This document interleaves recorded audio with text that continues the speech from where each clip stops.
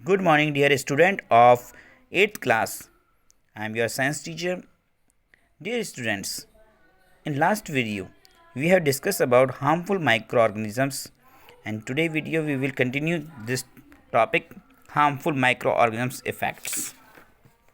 The effect of harmful microorganism, one of this food poisoning.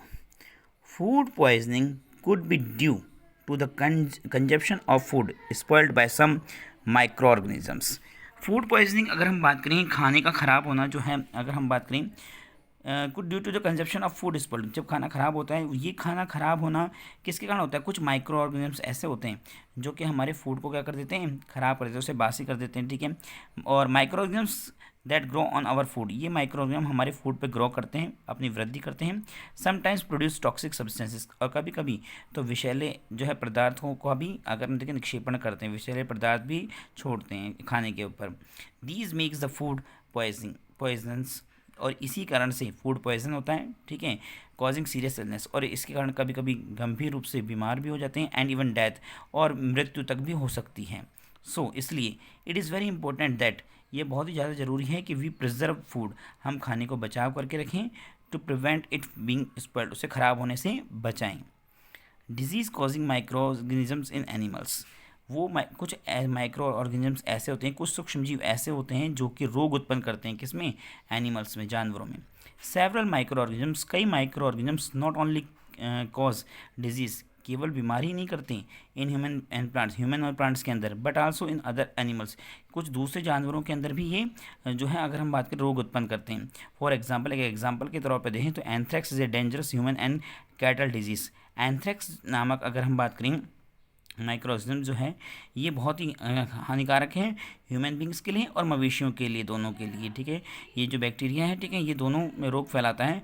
Foot and mouth disease of cattle is cause by virus, हाथ और पैर, अगर पैर और मुंह जो है अगर हम बात करें, जो डिजीज़ है कैटल में होने वाली, ये भी वायरस के द्वारा होने वाली एक डिजीज़ है। ये हार्मफुल माइक्रो ऑर्गेनिजम्स जो हैं, ठीक है, ये रोग उत्पन्न कर रहे हैं, किसमें? पादपों में, जानवरों में और इंसानों में, ठीक है। Disease causing micro organisms in plants, अब देखिए प्लांट्स में कौन कौन से माइक्रो ऑर्गेनिजम्स जो हैं वो डिजीज़ पैदा करते हैं।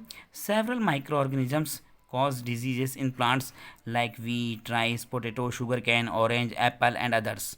कई सारे माइक्रो ऑर्गेनिज्म जो हैं वो रोग उत्पन्न करते हैं पादपों में, जैसे कि गेहूं में, चावल में, आलू में, गन्ने में, मौसमी में, नारंगी में, अगर हम बात करें सेब के अंदर, और भी कई फलों में, कई सब्जियों के अंदर रोग उत्पन्न करते हैं। These disease, the disease reduce the yield of crops, इससे इन रोगों से क्या होता है, इन माइक्रो ऑर्गेनिज्म के द्वारा होने वाले रोगों से क्रॉप की जो प्रोडक्शन होती है, मतलब फसलों की जो पैदावार होती है, उसमें कमी आती है। See table for some such plant diseases, यहाँ पर एक टेबल दी हुई जिसमें कुछ प्लांट्स डिजीज़ के बारे में बताया गया है। They can be controlled by the use of certain chemicals which kill the microbes organisms, ये सभी माइक्रो ऑर्गेनिज्म जो हैं, माइक्रोब्स जिन्हें हम कहते हैं, ये कुछ केमिकल के द्वारा कंट्रोल किए जा सकते हैं। देखो यहाँ पर हम बात करते हैं इस टेबल की।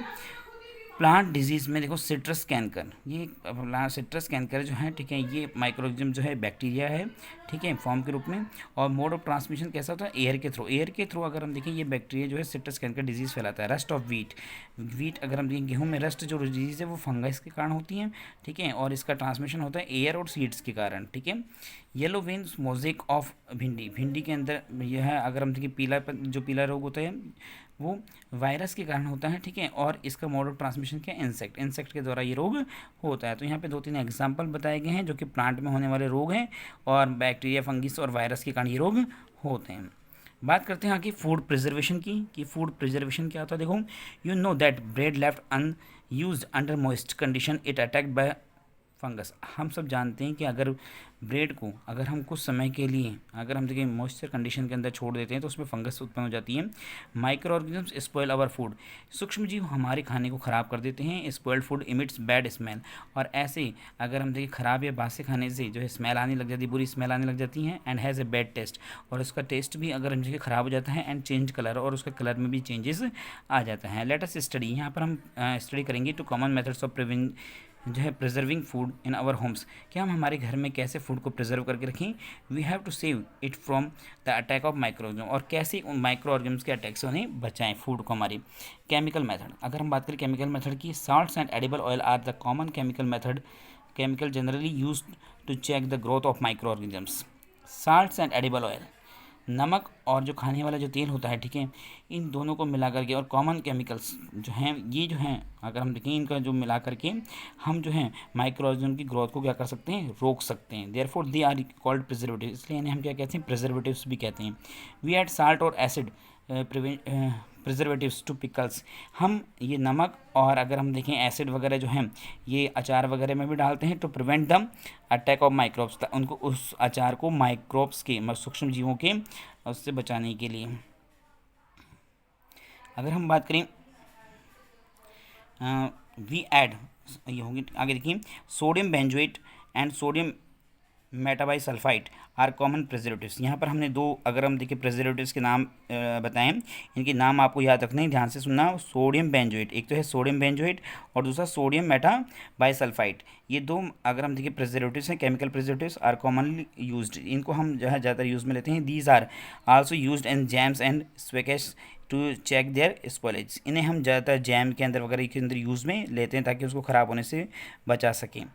फिर नेक्स्ट है prevention by common salt. Common salt has been use to preserve meat and fish for ages. ठीक है, अगर हम देखिए कॉमन साल्ट का जो प्रयोग होता है, साधारण नमक जो है उसका उपयोग किया जाता है मीट और फिश को बचाने के लिए, उसको ख़राब होने से बचाने के लिए. Meat and fish are covered with dry salt, meat को या फिश को जो है अगर हम देखें सूखी, अगर हम बात करें साल्ट के अंदर जो है नमक के अंदर अच्छी तरह से उसको जो है भर दिया जाता है. ठीक है, check the growth of bacteria, और अगर हम देखें बैक्टीरिया की ग्रोथ को रोका जाता है इससे.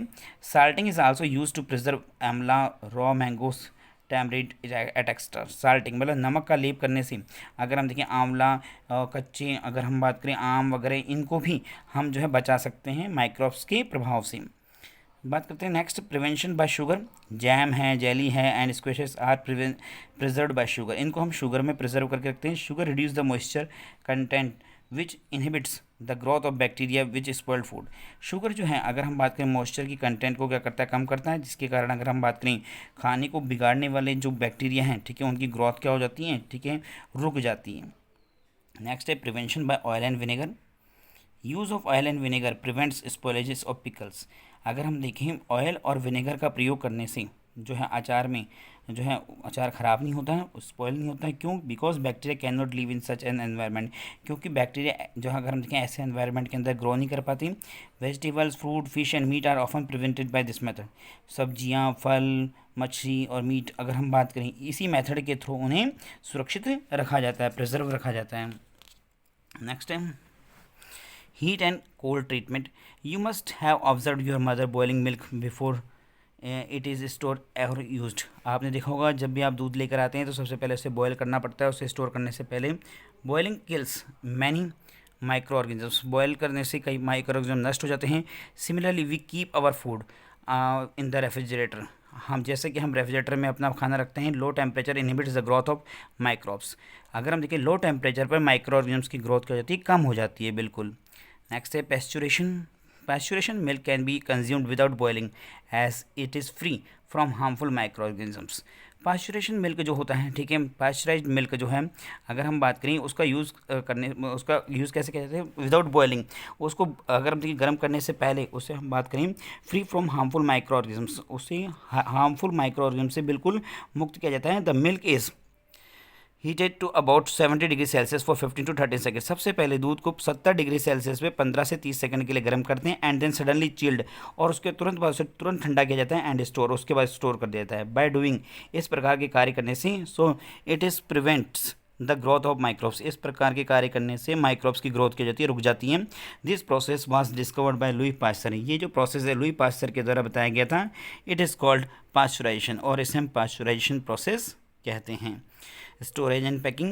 These days, dry fruits and even vegetables are sold in sealed airtight pack to prevent the attack of microbes. इन दिनों अगर हम बात करें जो वेजिटेबल्स हैं या ड्राई फ्रूट्स वगैरह हैं, इनको अगर हम देखें एयर टाइट कंटेनर के अंदर अगर पैक कर दिया जाए तो उससे भी अगर हम बात करें हम प्रिजर्व कर सकते हैं उस फूड को. तो these are some methods to prevent the food. So dear students, today's topic is completed. Thank you.